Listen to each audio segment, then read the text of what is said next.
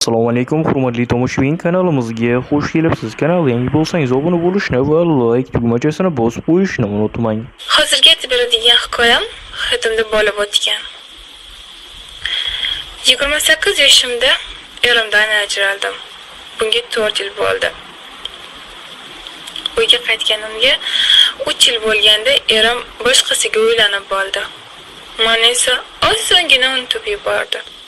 5 yil o'ldim qo'ydim deb sevishib turmush qurgandik. Onasi o'g'il tug'mading deb kun bermay axir uyimga olib kelib, ikkita shiringina qizcham bilan tashlab ketdi.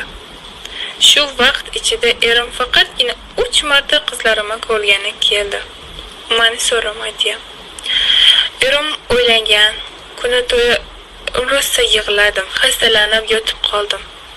Qizlarimga kenja ukam Mansur o'zi qarab, tuzalgunimcha ularni oq yuvib, oq taradim. Ukam menga ham, qizlarimga ham juda ham mehribon. Endi mana yaxshi ko'rdim. Xullas, erimga achchiq qilib, men ham erga tegmoqchi bo'ldim. Ammo qizlarimni begona erkak qo'liga topshirishga ko'nglim bo'lmaydi. Ammo o'zim erkak taftini zo'r bo'lib qiynalib yurdim. Ko'chada qomatimga qiziqib gap otgan yigitlar va erkaklarni gap so'ziga sir bermasam-da yonardi. Chidolmay uyga kelib rosa yig'lardim. Shunda kunlarning birida ishdan uyga qaytayotganimda ukamdan 2 yosh kichikroq bir bola hamon xoxolab kulib yubordim. Vorzoga yo'q. Biroz kuchsiz o'ylanib xotizni o'sha joyini yalab yuraverasiz dedim. Va yo'limda davom etdim. Lekin o'sha yigitchani gapi qulog'imda sira ketmas. Nahotki shu 15 yashar go'dak ham tikishga o'ylasa. Unda ham ukam ham katta yigit bo'lib qolibdi-da deb o'zimga o'yladim. Ertasiga ishga qizlar bilan valaqlashib o'tirib, bosh vrachni qaysidir bemorgizga qoldim. Ha, aytgancha, men больницада medsestra bo'lib ishlayman.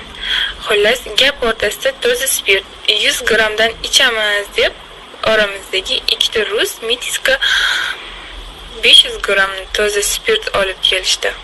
Men boshida qarshilik qildim.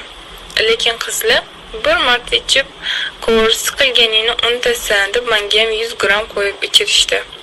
Ichdimu ichim yonib, zo'r nafas olib, napitka ichib yubordim. Birozdan so'ng boshim aylanib kayfim osha boshladi.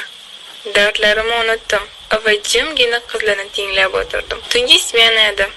Shunga ham bemalol shunday kayf oshgan Iroda degan qizimiz gap boshladi. Erim rusga ketganiga 2 yil zo'r bo'lib yashadim. Kim menga ko'zini suzib yurgan ukasiga erim kelguncha har kuni uchirasdan qizlar faqat kamroq, erim ketsa yana har kuni beraman dedim. Maslik, rostlik deb hamma dardini to'kib sola boshladi. Biri u dedi, biri bu dedi, lekin gap faqat edi.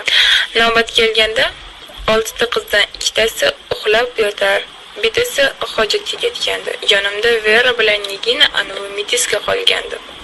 Men to'g'ri kelgani bilan har qanaqa odamga mimanu, Verasi unday bo'lsa yana ham yaxshi. Kelishgangina ukang bor edi. Men jinnimasan dedim.